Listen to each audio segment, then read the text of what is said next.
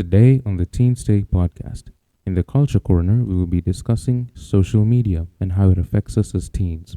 In the Business Buzz section, we will discover three valuable insights from The Psychology of Money, a book by Morgan Housel, that can help transform your perspective on finances and wealth, and learn how to navigate the complex world of money management like a pro.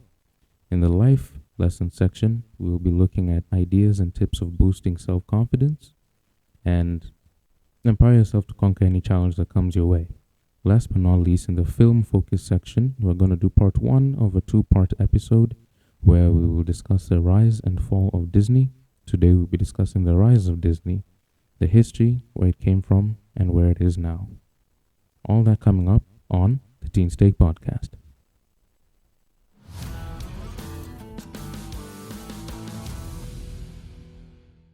Before we begin talking about social media and how it affects us as teens, I want to urge you to follow and subscribe depending on whether you're listening on Spotify or YouTube. And if you want to jump to a specific section of this episode, there will be timestamps in both descriptions, again on Spotify and YouTube. Social media as a teen is an integral part of our lives. We tend to interact with it every day. And whether we like to admit it or not, it influences at least one or two things in our lives. Personally, for me, I'd say my social media journey was actually relatively late based on today's standards. But before I get to that, we'll discuss the pros and cons of social media later.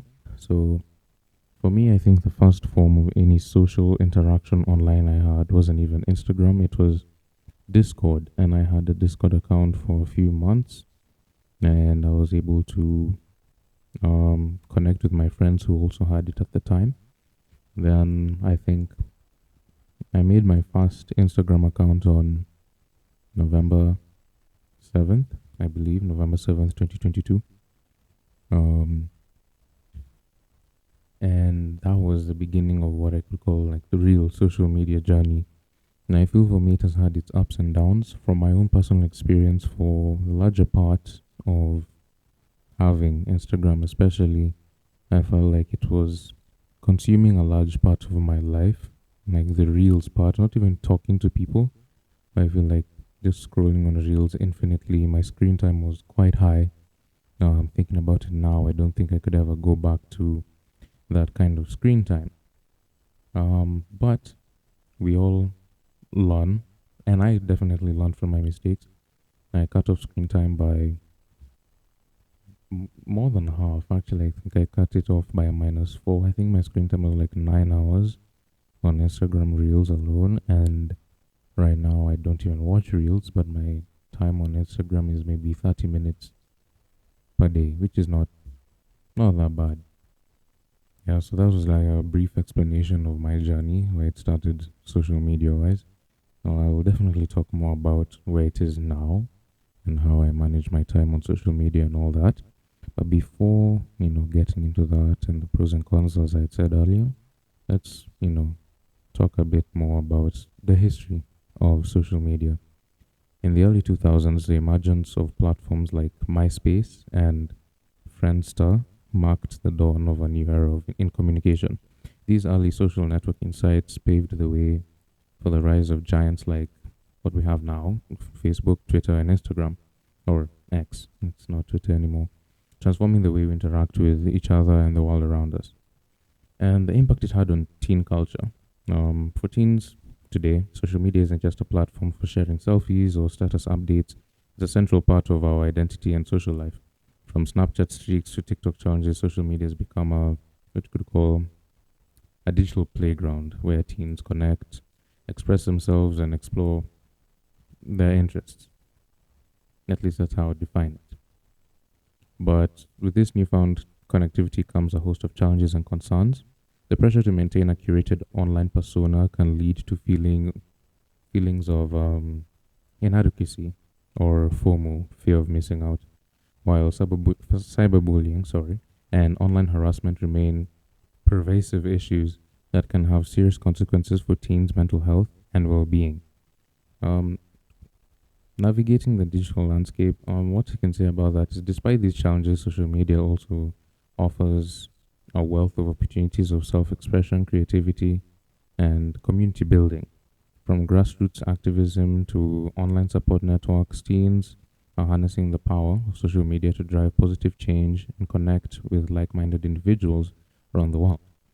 But perhaps the most powerful aspect of social media is the ability to amplify voices and spark conversation on important issues, um, whatever those important issues may be, or how minor or major they may be. As we navigate the ever changing landscape of social media, it's important for teens to approach it with a critical eye, let me say, and a sense of responsibility. By staying informed, setting healthy boundaries, and using social media as a force for good, we can harness its power to shape a brighter future for ourselves and our communities. So, whether scrolling through Instagram, tweeting your thoughts, or dancing on TikTok, remember that social media is more than just a platform, it's a reflection of those who are and the world we live in. And now to the pros and cons of social media. Number one, pro, connectivity and communication. Social media platforms provide us with convenient and instant ways to connect with friends and family, regardless of geographical barriers, whether it's sharing updates, messaging, or video calls. Social media facilitates constant communication and fosters a sense of closeness. Pro number two, access to information and resources. Social media serves a vast repository of information, offering us access to news, educational resources, and diverse perspectives on various topics. From academic research to DIY tutorials, social media platforms empower us to learn, explore, and stay informed about the world around us. Pro number three, creativity and self expression. Platforms like Instagram, TikTok, and YouTube provide us with a platform to unleash the creativity and express ourselves through art, music, dance, and other forms of content creation. Social media encourages experimentation and innovation, allowing us to showcase our talents and connect with like-minded individuals who share our interest. Number four, community building and support. Social media enables teens to find and connect with communities of individuals who share our interest, passions, and experiences, whether it's fandom, support group, or activist network. Social media fosters a sense of belonging and solidarity, providing us with a supportive space to express ourselves and seek advice from others who understand our struggles. And pro number five, the last one, awareness and activism. Social media serves as a powerful platform for raising awareness about social issues and driving positive change. Uh, Things like uh, hashtag campaigns, which I didn't even know were a thing until researching for this episode. Hashtag campaigns. We can use social media to amplify what quote unquote marginalized voices, mobilize support for causes that we believe in, and hold institutions accountable for their actions. And now to the cons of social media. Number one, we have cyberbullying and online harassment. Social media can be a breeding ground for cyberbullying and online harassment, with teens facing the risk of harassment, intimidation, and ridicule from peers or, unfortunately, even anonymous users. Cyberbullying can have devastating consequences on, our mental state and emotion, and can cause very extreme cases within, the person themselves. The second is maybe negative self esteem. I mean, the persuasive culture of comparison and perfectionism on social media can contribute to negative, maybe body image, for example, and low self esteem amongst us. Constant exposure to idealized images and unrealistic standards can lead to feeling of inadequacy, insecurity, or self doubt. And I mean, it's almost natural for us to compare ourselves with our peers unfavorably. And third is privacy and data security concerns. I feel like this not only applies to teens, it applies to everyone as well, but social media platforms collect vast amounts of personal data from users, even when they say they don't, raising concerns about privacy and data security. We may find it unwittingly, we may unwittingly share certain information online, putting ourselves at risks of identity theft, online predators, and other forms of exploitation. Moreover, the misuse of personal data by social media companies for targeted advertising and what you could consider forms of manipulation poses a great threat to us and our digital rights. And the fourth is distraction. The addictive nature of social media, characterized by endless scrolling, likes, and notifications, can lead to excessive screen time and distract teens from more productive activities. And yet again, just like everything I've mentioned, this doesn't only apply to teens, but it's mostly that's what I'm using as a case study. Social media addiction can interfere with sleep patterns, academic performance, and real life relationships as we prioritize virtual interactions over face to face connections, which I do not believe to be a good thing. I believe that if you are, it's not bad to be online, but if you have a chance to meet someone face to face, I think you should take it. Otherwise, if you get trapped in speaking to people online, it can really mess up with how you interact with them face to face. And last but definitely not least is misinformation and what you could call chambers. Social media platforms are a fertile ground to spread misinformation, rumors, and fake news, leading to the proliferation of echo chambers and filter bubbles. We may be exposed to biased or misleading information that reinforces our existing beliefs and biases, making it difficult to discern the fact from fiction and engage in critical thinking. And I think a way to defeat that is to just look for real news. Also, don't go too far. You can have your belief, what you believe in, and then confirm it using facts, whatever, wherever you may be getting that information from. I think that's a way to battle it. And just to close, um, regarding social media, I think the biggest thing out of the cons was the third point on, the fourth point on distraction. I feel like it can be difficult from experience to get off a certain pattern of social media. You're used to a certain amount of screen time, then it messes you up completely. The times you're sleeping, the times you're waking up, how you perform daily. And I think one thing that helped me with beating that is knowing why I need social media. Like, what is the purpose? Like, if I'm going to scroll through reels, there has to be a purpose. Of course, it's not a bad thing because social media exists and we can't do anything about it. Those things will be there. But I think it's just up to whoever has, that social platform to be able to control themselves enough and realize that social media at the end of the day isn't really a priority unless your life depends on it. Unless you're running a business on social media, I do not believe that it's as much as a priority as everything else in your life.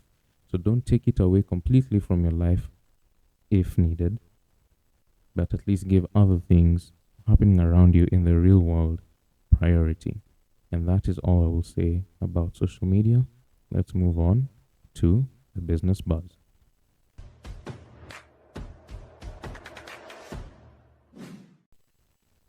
Today on the Business Buzz section, we will be discussing The Psychology of Money by Morgan Housel and three things that I feel resonated with me while reading the book.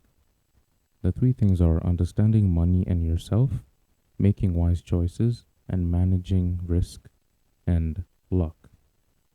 The book emphasizes that knowing how to manage money is less about complex strategies and more about understanding your own psychology and making wise choices based on your values and goals. So financial success is more about behavior than knowledge.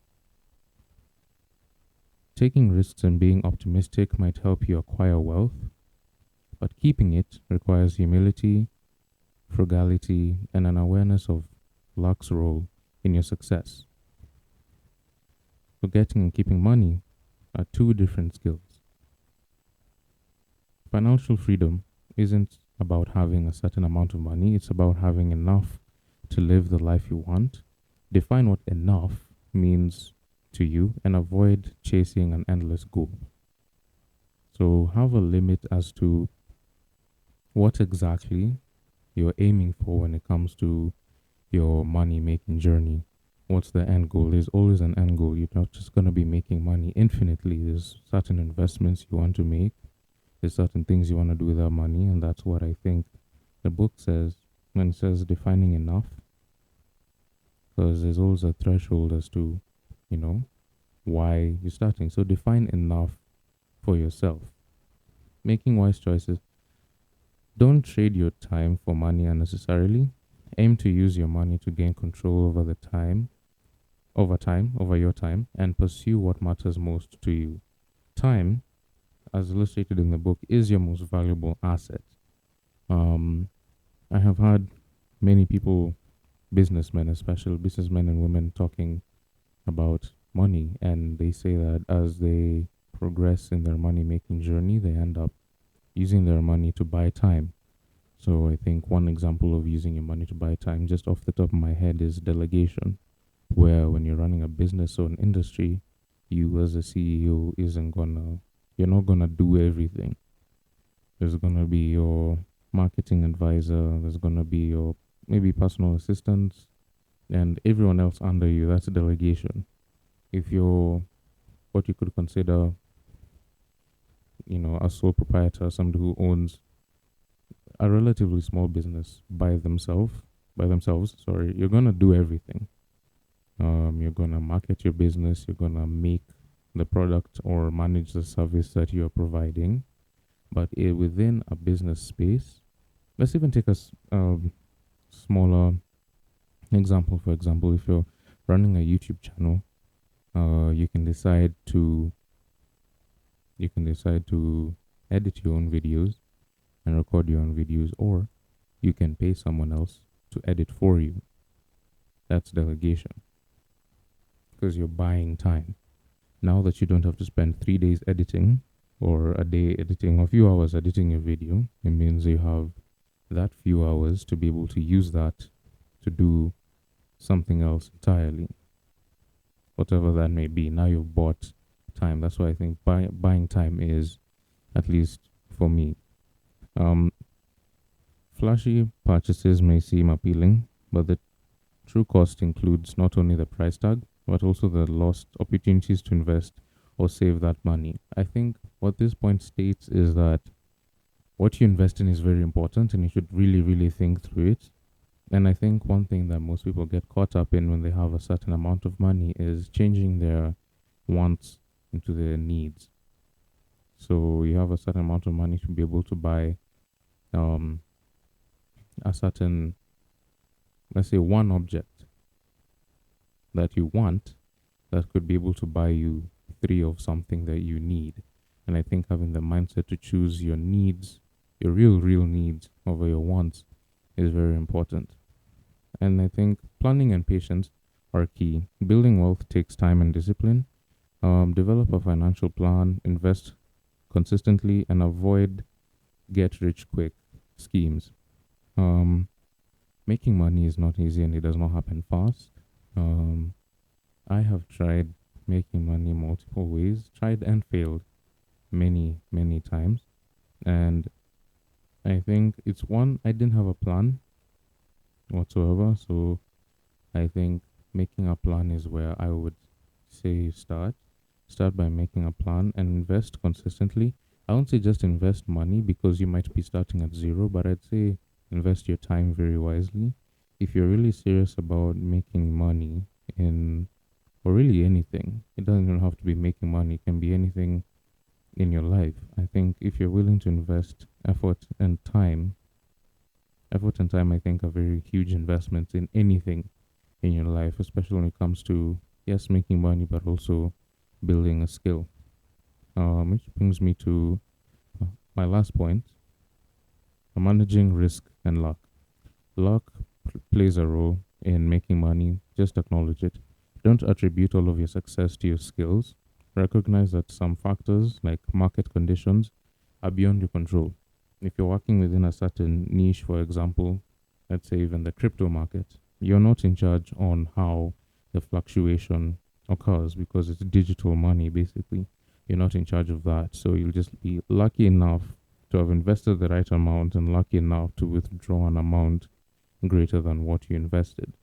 That's, I think, one of the ways that luck plays a role. And as mentioned in the book, market conditions, markets can rise and crash. For example, if you are doing lots of investments in schools, for example, in 2019, and then in 2020 or end of 2019, a large percent of schools around the world shut down because of uh, COVID 19. So, what do you do? You couldn't have controlled that whatsoever. Differentiate between risk and uncertainty. Those are two different things. Risk is measurable and can be managed, while uncertainty is unknown and unpredictable. Be prepared for the unexpected and don't take unnecessary risks. And I think when I think in life in general, you should be able to know what kind of risks to take. I'd say be bold, yes, take risks, but you should also measure the consequences of taking. Don't overthink it, but also measure the consequences and risks of stepping out into whatever space that may be. And I think last but not least, focus on what you can control. Instead of dwelling on what you can't predict, focus on making wise decisions with the information you have and adapting and changing circumstances. Adapting changing circumstances. So if back to the play on unpredictability of market, for example, you may be thinking about not being able to control or foresee the fluctuation of cryptocurrency, but one thing that you can control is how much you're willing to invest, how much time, how much money you're willing to invest into certain things. The things that you can control, the things within you, things within your environment, the things that you can control. And I think you should take advantage of being able to control those things without overthinking about the things that you cannot control whatsoever. So when it comes to money, think of it like this. You can't control the weather, but you can choose the right clothes for the forecast. Make wise financial decisions based on your current situation and adapt to changing circumstances with a cool head, not panic. I hope you enjoyed this insight or the things that I captured from The Psychology of Money again by Morgan Housel. Now, moving on to the life lesson section.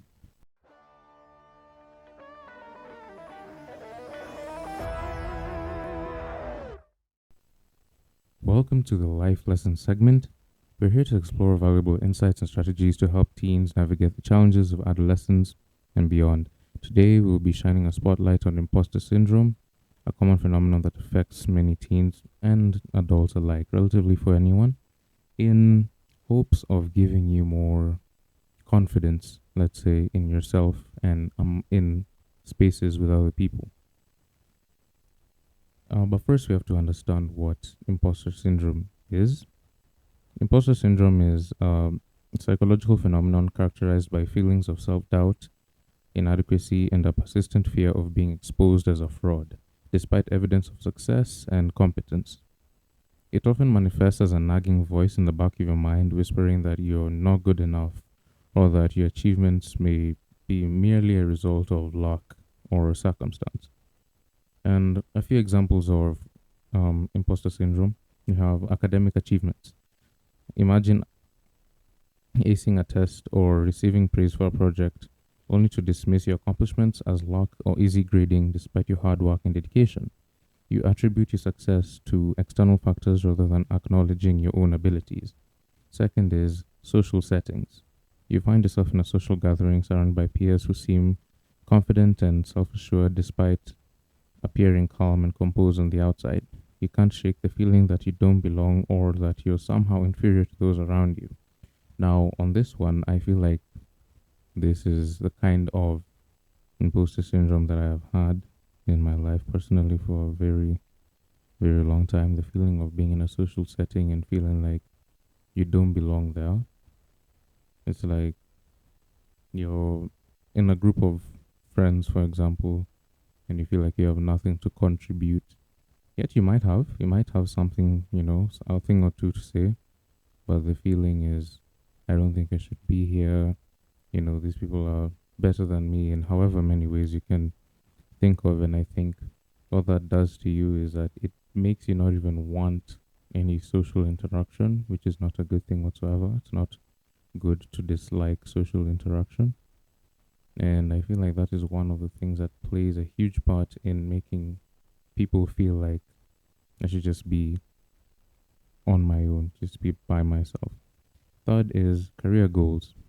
You land your dream job or internship, but instead of feeling proud and excited, you're overwhelmed by feelings of anxiety and self doubt. You worry that you're not qualified or capable enough to excel in your role, despite evidence to the contrary, which again could relate back to being in a social setting, for example, in a school, where when you join a new school, let's say you're not usually the person who's very outspoken, you're more of the quiet kid within the class environment.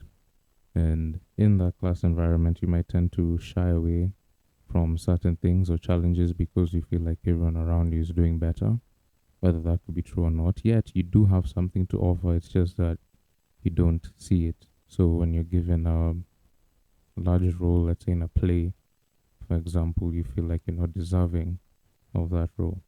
And now we move on to a few things that I could consider solutions to dealing with this imposter syndrome. Um, I'd say acknowledge your self accomplishments. Acknowledge your accomplishments, sorry. Take a moment to recognize and celebrate your achievements, no matter how small or insignificant they may seem.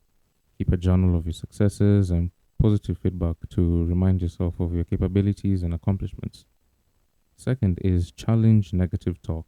When imposter syndrome rears its ugly head, challenge negative self talk by reframing your thoughts and focusing on evidence that contradicts your self doubt. Remind yourself of past successes and the skills and qualities that have helped you achieve them. Seek support. Surround yourself with supportive friends, family members, and mentors who can provide encouragement and a sense of a validation when imposter syndrome strikes. Share your feelings with trusted individuals who can offer perspective and reassurance. Fourth thing is set realistic goals. Break down larger goals into smaller, manageable tasks and set realistic expectations for yourself. By focusing on incremental progress and celebrating small victories along the way, you can build confidence and momentum over time. So don't think of the big picture, just think of the steps that lead up to that big picture. I think last but not least, practice self compassion. Treat yourself with kindness and compassion, recognizing that everyone experiences moments of self doubt and insecurity from time to time. Practice self care activities that nurture your mental and emotional well being, mindfulness, sorts of types of meditation and journaling, or just spending time in nature. Go for a walk, go for a run, you know, be outside, take in nature. I think are good ways of practicing self compassion. And then don't be too hard on yourself. Again, it relates to the previous point of setting realistic goals. Once you break it down to smaller chunks, it'll be easier to achieve them, which then makes you easier on yourself. In conclusion, imposter syndrome may be a common experience, but it doesn't have to define you. By understanding its underlying causes, recognizing its telltale signs, and implementing strategies to overcome it, you can reclaim your confidence and embrace your true potential. Remember that you are capable, deserving, and worthy of success. Imposter syndrome should not come into your life and take it over. And yes, as I stated before, it will come, but it's up to you to decide how you're gonna deal with it. And that's all I'll say about imposter syndrome for now. Now, moving on to the last section, film focus section.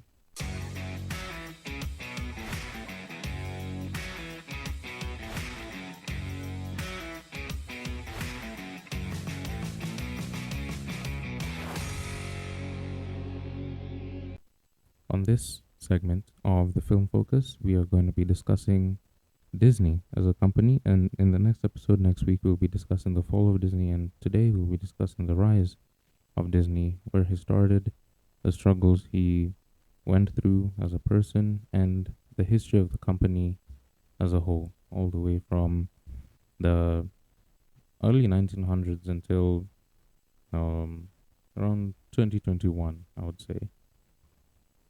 Well, but first, we have to dive into the history of Walt himself. He was born on December 5th, 1901, in Chicago, Illinois. He showed an early passion for drawing and storytelling. His childhood was marked by a love for nature and animals, which would later inspire a large amount of his creations. Growing up on the farm of Marceline, Missouri, he developed a strong connection to the simple joys of rural life. His experiences here would shape his artistic vision and storytelling style, emphasizing themes of innocence, friendship, and perseverance. Despite facing financial struggles, Walt's parents encouraged his creative pursuits. At school, he discovered his talent for drawing and began selling his sketches to neighbors and family friends. After serving in World War I as an ambulance driver in France, Walt returned to the United States with a determination to pursue a career in animation. He found early success with his Laugh-O-Gram studio in Kansas City, where he produced short films based on fairy tales and fables. However, financial difficulties forced Laugh-O-Gram studio into bankruptcy, promoting Walt to move to Hollywood in 1923. It was there that he co-founded the Disney Brothers studio with his brother Roy. The studio initially focused on producing Alice comedies, a series of live action slash animated shorts featuring a young girl in a cartoon world. While moderately successful, it was Walt's next creation that would change the course of animation history forever. But one thing, I was watching a documentary about Walt Disney. I think you can find it on YouTube. Actually, that's where I watched it. You can find it on YouTube. It's by BBC Radio. One interesting thing about the Alice comedies were the mix between live action and animation. Actually, I'll link that documentary below. The mix between live action and animation. He took a real girl and put her in an animated world, which I feel was quite amazing for the 1920s. It was actually quite bizarre and unthought of, unheard of, actually. Moving on. In 1928, Disney introduced the world to Mickey Mouse in a short film, Steamboat Willie. Everybody knows that every Walt Disney film starts with Mickey Mouse whistling, the classic whistle of Mickey Mouse on the steamboat. That was where it started, with Steamboat Willie. Yeah, and surprisingly, or unsurprisingly actually, Mickey was voiced by Walt himself. Yes, I was also shocked to know that the original voice for Mickey Mouse was Walt Disney himself. Voiced by Walt himself, Mickey captured the hearts of audiences with his playful antics and endearing personality. Mickey Mouse became an instant sensation, catapulting Disney and his studio to international fame. With his signature high-pitched voice and cheerful demeanor, Mickey embodied the optimism of the 1920s and 30s. Walt's innovative use of synchronized sound and expressive animation techniques revolutionized the industry, setting a new standard for animated storytelling. One thing that is lesser known about Disney and where Mickey Mouse, started and came from was earlier, before Mickey Mouse, Disney had worked on a series of comedies, and his main character was Oswald Rabbit. Now, Oswald the Rabbit was bought off by a company that had been funding him, and he lost all the rights to Oswald the Rabbit. And sitting down with a bunch of his designers, his crew, his team, they came up with a concept. If you take Oswald the Rabbit and you give him short ears, he becomes a cat. If you give him a long nose and make the ears round, he becomes a mouse. Then they played around with the sketches and Mickey Mouse came to be. But anyway, I digress. Mickey Mouse wasn't just a character. He represented the spirit of hope and resilience during a time of economic hardship and social change. His popularity soared, spawning a wide range of merchandise and cementing Walt Disney's reputation as a visionary storyteller. Beyond Mickey Mouse, Walt continued to push the boundaries of animation with beloved characters like Donald Duck, Goofy, and Pluto. Again, iconic characters. His dedication to quality and innovation earned him numerous accolades, including multiple Academy Awards and a special Oscar for the creation of Mickey. And again, just another thing is when he was creating Steamboat Willie, that was the first time that synchronized sound had been put together with animation, 2D animation. Uh, that was the first time synchronized sound had been put in with 2D animation, and the process behind that is extensive. You guys go watch the documentary. It is 2 parts. It's long, but it's worth it. Really, it is worth it. His dedication to quality and innovation earned him numerous accolades, as I said, and Walt Disney's impact extended far beyond the world of animation. In 1955, he realized his dream of creating Disneyland, the world's first theme park. Like, on top of all the Academy Awards and revolutionizing animation, making Mickey Mouse, Donald, Pluto, and all this, he made the world's first theme park, guys. Come on. Located in Anaheim, California, Disneyland welcomed visitors into a magical world of fantasy and adventure, showcasing Walt's boundless imagination. Today, Walt Disney's legacy lives on through the Walt Disney Company, a global entertainment powerhouse that continues to inspire and enchant audiences of all ages, from animated classics to theme park attractions. His influence can be felt in every corner of pop culture. Walt Disney once said, "I hope that we never lose sight of one thing. That is, it all started by a mouse." Indeed, his humble beginnings and relentless pursuit of creativity reminds us that with passion and perseverance, anything is possible. And now a bit more about his films. Throughout the 1930s and 40s, Disney experienced a period of unparalleled creativity and innovation, producing a string of beloved animated classics that continue to enchant audiences to this day, from the whimsical fantasy of Snow White and the Seven Dwarfs, which was the first fully colored feature-length soundtrack and everything animated film in history, to the timeless romance of Cinderella and also the epic adventure of Peter Pan. Disney captured the hearts of millions with its magical storytelling and groundbreaking animation techniques.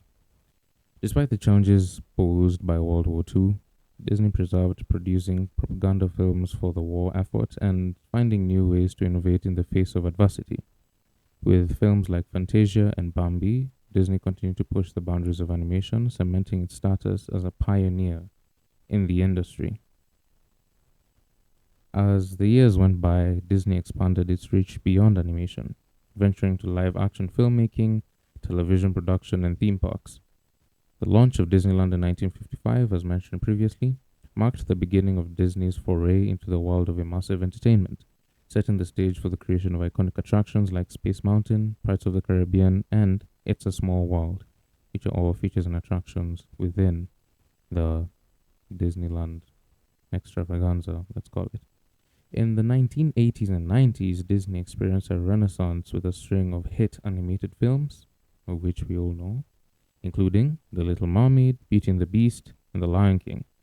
These films not only captivated audiences but also revitalized the animation industry and solidified Disney's reputation as a powerhouse of creativity and storytelling. In this Renaissance period, there were quite a few of my now favorite films, like, yes, of course, previously mentioned Lion King and The Beauty and the Beast and Little Mermaid, but I also really love Tarzan, Mulan, and Aladdin. I think those in the 1990s, those are my three favorites from the period of the 1990s. So, the Disney company as a whole, what happened after that? Well, they had major film successes with Brother Bear in the early 2000s, Treasure Planet, which people don't really know about, was an amazing movie. I really recommend you watch it. And Atlantis: The Lost Empire, which happens to be my favorite 2D animated movie of all time. In 2006, Disney made a bold move by acquiring Pixar Animation Studios, the pioneering studio behind groundbreaking films like Toy Story, Finding Nemo, and The Incredibles. Fun fact about Pixar, which I'm sure almost everybody, if not everybody, knows is that they were the first to make a full length feature film in 3D animation, which was Toy Story 1. The acquisition brought together two animation powerhouses and paved the way for a new era of collaboration and innovation. Under the leadership of Pixar's visionary founders, including Steve Jobs, Disney continued to produce critically acclaimed and commercially successful films that pushed the boundaries of animation and storytelling. While the acquisition of Pixar brought immense creative talent and intellectual property to Disney, it also posed challenges and tensions within the company. Disney struggled to integrate Pixar's unique culture and creative process into its own operations, leading to clashes and disagreements between the two studios. However, despite these challenges, Disney and Pixar continued to produce hit films like Up, Wall-E, and Inside Out, demonstrating the power of collaboration and innovation in the animation industry. As we reflect on the storied history of the Walt Disney Company, one thing remains clear. Its legacy is woven into the fabric of our cultural landscape. From the magic of Mickey Mouse to the groundbreaking achievements of Pixar, Disney's influence transcends generations, inspiring wonder and imagination in audiences around the world. Join us next time as we continue to explore a bit of the golden age of Disney animation and celebrate the timeless classics that continue to enchant audiences to this day. And in the next episode, we shall also discuss how Disney has fallen and why, and also how I believe they can get out of that. So thank you for listening. Hope you got a bit of history information out of that. Remember, we're all here to make mistakes and learn together. And I will see you in the next episode. Take care.